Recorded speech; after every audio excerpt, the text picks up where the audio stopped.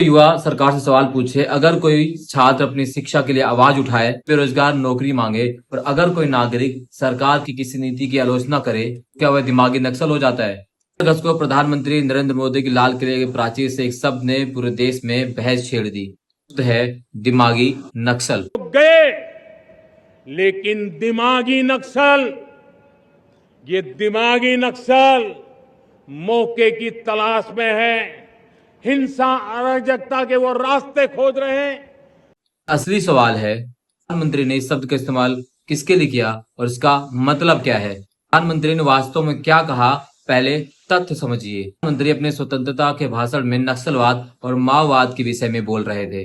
हथियारबंद नक्सलवाद पीछे हट चुका है, लेकिन उनके शब्दों में दिमागी नक्सल अभी भी उनके दिमागों में जिंदा है। कि नक्सल का मतलब क्या है? अब असल सवाल आता है, दिमागी नक्सल है क्या? संवैधानिक, कानूनी या आधिकारिक नागरिक श्रेणी नहीं है। राजनीतिक शब्दावली है जिसका इस्तेमाल उन लोगों की किया जा रहा है जो सरकार से सवाल पूछते हैं, सरकार की नीतियों का आलोचना कहते हैं, या आप सरकार के शब्दों में कह सकते हैं कि उन लोगों के लिए है जो सरकार की नीतियों को जानबूझकर आलोचना करते हैं, अराजकता फैलाने की कोशिश करते हैं, छात्रों को भड़काते हैं। ये मेरे शब्द नहीं, ये सरकार और उन राजनीतिक पार्टियों के शब्द हैं जिनके द्वारा नक्सलवाद या दिमागी नक्सल शब्द का इस्तेमाल किया गया है। करना, सड़कों की मांग करना, व्यवस्था की मांग करना, क्या दिमागी नक्सल है?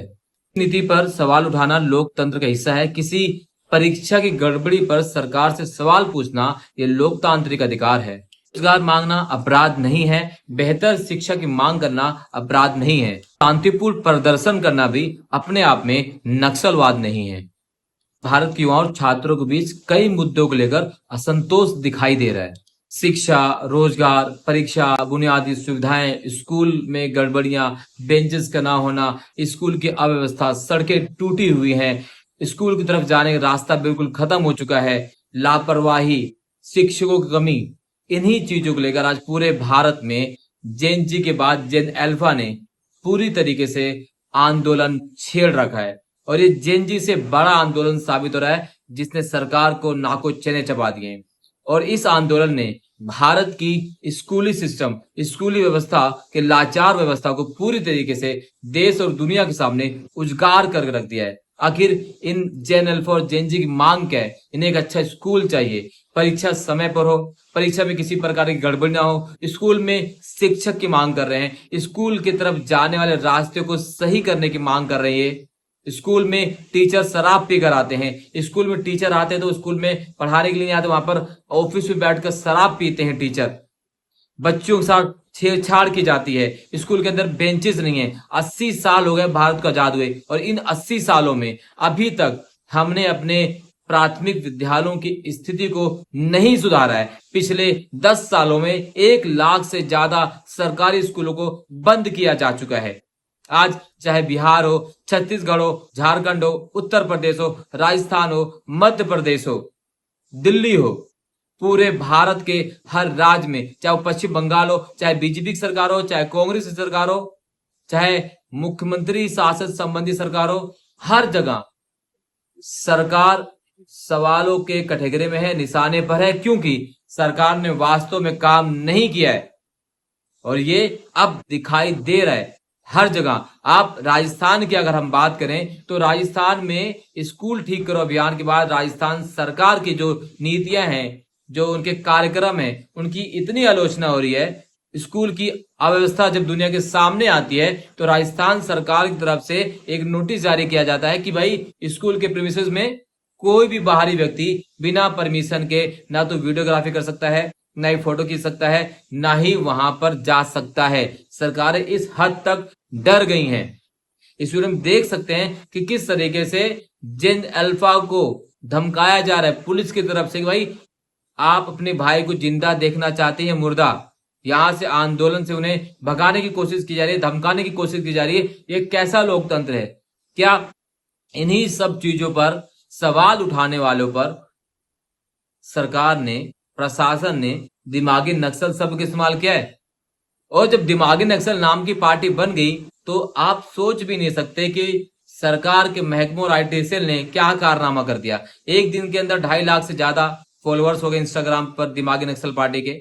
और अगर आप इंस्टाग्राम पर जाकर सर्च करोगे तो उसे सर्च इंजन से हटा दिया गया। सरकारें तो इतनी डरी हुई हैं, इतनी डरी हुई हैं। नागरिक छात्र अपनी मांग को लेकर सड़कों पर हैं। तो ये लापरवाही सरकार की है, कमी प्रशासन की, व्यवस्था की जो सुधारने की ये नाम नहीं ले रहे हैं। विद्यालय में दो प्रकार के लोग होते हैं, एक वो जो परीक्षा देते हैं, दूसरे वो जो परीक्षा लेते हैं।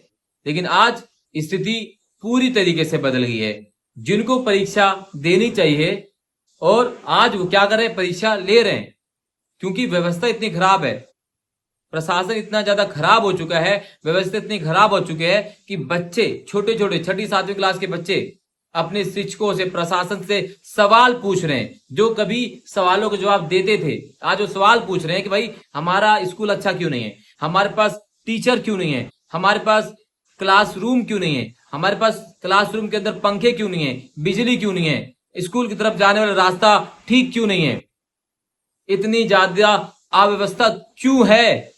लेकिन अब जिनको जवाब देना चाहिए वो उनको डरा रहे, धमका रहे कि भाई आपको जिंदा रहना या नहीं रहना है। इस तरीके की विडंबना देखिए भारत जैसे लोकतांत्रिक देश में, यहाँ स्कूली एजुकेशन, प्राथमिक विद्यालयों की स्थिति इतनी लाचार है, तो पूरी तरीके से खत्म किया जा रहा है भारतीय सरकारी स्कूलों को। भारत से इसका निजीकरण करने की कोशिश किया ताकि गरीब बच्चा कभी पढ़ ही ना सके।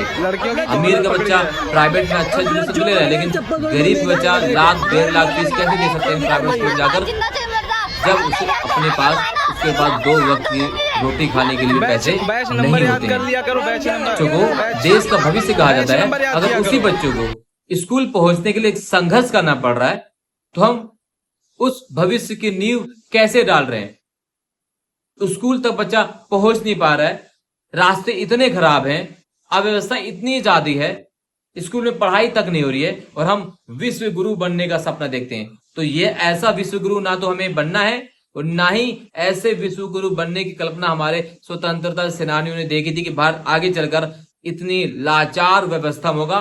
तो सरकारों को अब जवाब देना होगा, चाहे जेएनयू चाहे जेएन अल्फा, अब सभी ने सवाल करना सीख लिया है, सरकार से अपना अधिकार मांगना सीख लिया है। और सरकारें अगर अधिकार देना नहीं जानती तो ये जेएन अल्फा और जेएनजी ना अधिकार छीनना भी सीख चुके हैं, क्योंकि उनका अधिकार है और लोकतांत्रिक अधिकार भारतीय संविधान इन्हें दिया है, तो किसी भी तरीके से इनसे छीना नहीं जा सकता है। तो मेरी सरकार से अपील है, प्रशासन से अपील है, इन बच्चों की बात सुनिए, जो व्यवस्था बनानी चाहिए उसको बनाइए और जो अव्यवस्था है उसको समाप्त कीजिए। जो रायता फैल गया है अब उसको खत्म कीजिए। नए सिरे से एक नई एजुकेशन पॉलिसी के माध्यम से देश के स्कूलों को अच्छा करने का प्रयास आपको करना ही होगा, क्योंकि ऐसा भारत ना तो हमें चाहिए, ना ही इसका सपना हमने देखा है, ना ही हमारे स्वतंत्रता सेनानियों ने ऐसा सपना देखा था। आपकी क्या राय है कमेंट बॉक्स में कमेंट जरूर कीजिएगा। हमें आपको कैसा भारत बनाना है, क्या इस तरह का भारत जो अब हमारे सामने निकल कर आ रहा है, क्योंकि मीडिया इस पर पूरी तरीके से मौन है।